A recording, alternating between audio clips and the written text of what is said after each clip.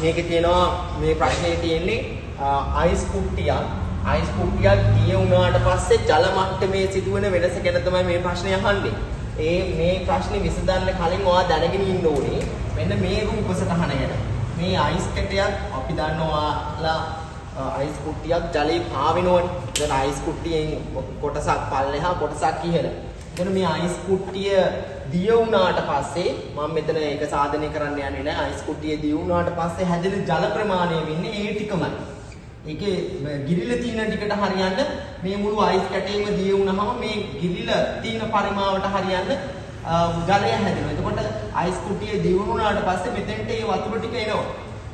මේ ජල පරිමාව ආවට පස්සේ ජල මට්ටමේ වෙනසක් සිද්ධ වෙන්නේ නැහැ.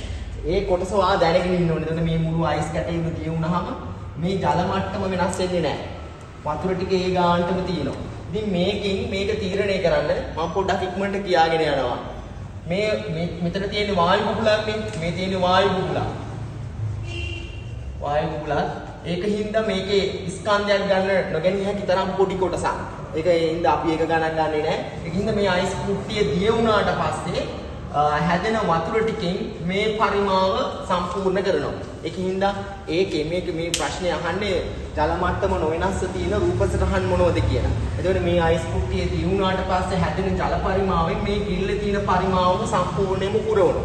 ඒකින්ද ඒකේ ජල මට්ටම වෙනස් වෙන්නේ නැහැ. මේකට ගියොතින් මේ සම්පූර්ණ අයිස් කැටේ දැන් ගෙට ගහලා තියෙන්නේ. පාවෙන්නේ නැහැ. සම්පූර්ණයෙන්ම ගිල්ලලා තියෙනවා. එතකොට මේ අයිස් කැටේ දිය වුණාට පස්සේ හැදෙන වතුර ටික මේ පරිමාවට වඩා පොඩි පරිමාවක්. එතකොට මෙන්න මේ ගානට වගේ ඒකේ මේ අයිස් කුට්ටිය දිය වුණාට පස්සේ හැදෙන වතුර ටික ඉහළ පොඩි කොටසක්.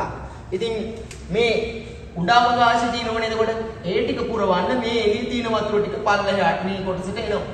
ඇවිල්ලා එතකොට ඔයා හිතන්නේ මේ කොටස එනවා කියලා. එතකොට මේකේ ජල පරිමාව මොකක් වෙනවද? ජල පරිමාව දැන් අඩු වෙන්නේ. ජල පරිමාව පල්ලෙහාට වෙනවා. ඒ මදි ටිකට තමයි අර උඩ වතුර ටික පැමිණෙන්නේ. මම හිතනවා ඒක තේරුණා කියලා. මේ ඊළඟ කොටස. මේකේ තියෙනවා ලී ඇබයක් අයිස් කුට්ටිය ඇතුලේ. එතකොට මේ අයිස් කුට්ටියේ බරයි ලී කුට්ටියේ බරයි දෙකම එකතු වෙලා තමයි පල්ලෙහාට ගිලිලා තියෙන්නේ. හැබැයි ආව චුට්ටකට හිතන්න ලී ඇබයත් අයිස් කියලා දෙකම පාවෙන ඕනේ වතුරේ. එතකොට වෙනසකට තියෙන්නේ ලී ඇබය දිය වෙන්නේ නැහැ. අයිස් කුට්ටිය දිය වෙනවා. එතකොට දැන් මේ අයිස් කුට්ටිය දිය වුණාට පස්සේ හැදෙන පරිමාව ජල පරිමාව මේ ප්‍රමාණයට පැමිණියොත් තා කොටසක් උඩ තියෙනවා ඉතිරි වෙලා. ඒ ටික බැලන්ස් වෙනවා මේ ලී ඇබය. ලී ඇබය දිය වෙන්නේ නැහැනේ. ලී ඇබය පල්ලමට ඇවිල්ලා. එතකොට ඒ ගිල්ල මේ ඉතිරි වෙන අවකාශයයි ලී ඇබයේ ගිල්ල තියෙන පරිමාවයි දෙක සමාන වෙන හින්දා එතනත් ජල මට්ටමේ වෙනසක් වෙන්නේ නැහැ. වා උඩට හිතන්න මේ ලී ඇබයත් අයිස් කියලා. එතකොට මේ අයිස් කුට්ටිය දී වෙලා හැදෙන පරිමාවෙන් මේ ප්‍රමාණයට පිරුණොත් මේ ඉතිරි කොටස තියෙන ටික මේ ලී ඇබේ ගිල්ල තියෙන ටිකෙන් පුරවනවා. ඒකින්ද එතනත් ජල මට්ටම වෙනස් වෙන්නේ නැහැ. මම හිතනවා ඒක තේරුණා කියලා. මේ කොටසට ගියොත් මෙන්න මේක දැනගන්න ඕනේ. එතකොට මේකේ ජල මට්ටම වෙනස් වෙන්නේ නැහැ. මේකේ ජල මට්ටම වෙනස් වෙන්නේ නැහැ. දෙකේම ඒ ගානට තියෙනවා මේකේ වෙනස් වෙනවා. මේකේ ජල මට්ටම අඩු වෙනවා. මේක දිය වුණාම ඊටසට මේ වතුර ටික එනවා. මේකත් දිය වෙනවා. මේක වෙන්නේ අයිස් මේ කාසියේ බර වැඩි හින්දා ඒකේ බර වැඩි. ඒකින්ද අයිස් කුට්ටියේ වැඩි ප්‍රමාණයක් ඇතුලේ ගිලිලා තියෙනවා. ඒකින්ද මේකේ අයිස් කැටේ දිය වුණාම හැදෙන ජල පරිමාව මේ ගානට කියලා හිතුවොත් ඉතිරි ටික පුරවන්න මෙන්න මේ වතුර ටික පැමිණෙනවා. එළියේ තියෙන වතුර ටික එනවා. මොකද අයිස් කුට්ටි මේ කාසියේ පරිමාව ඉන්න පොඩි. හැබැයි කාසියේ බර වැඩි, weight එක වැඩි. ඒකින්ද කාසිය පල්ලමට එනවා.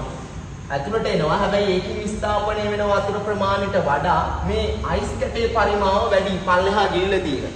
ඒකින්ද මම හිතනවා තේරුණා කියලා අර අයිස් කුට්ටිය දී වුණාම පොඩි වතුර මේ අයිස් කුට්ටියේ සම්පූර්ණ ගිලිලා තියෙන පරිමාවෙන් පොඩි ප්‍රමාණයක් අයිස් කුට්ටියේ දිය වෙලා හැදෙන වතුර ටික හැදෙනවා. ඉතිරි අවකාශය පුරවන්න මේ අයිස් කුට්ටියේ විස්ථාපිත තරල පරිමාවට වඩා වැඩි වතුර ටික මෙහෙට එනවා. ඒක එහෙම වෙන්නේ අයිස් මේ කාසියේ බර වැඩි නිසා.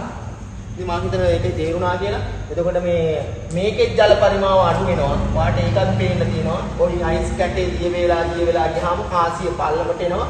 ජල පරිමාව පොඩ්ඩක් අඩු වෙනවා. මේකේ ජල පරිමාව නොවෙනස්ව පවතිනවා. මේකේ අයිස් කැටේ දිය වෙලා හැදෙන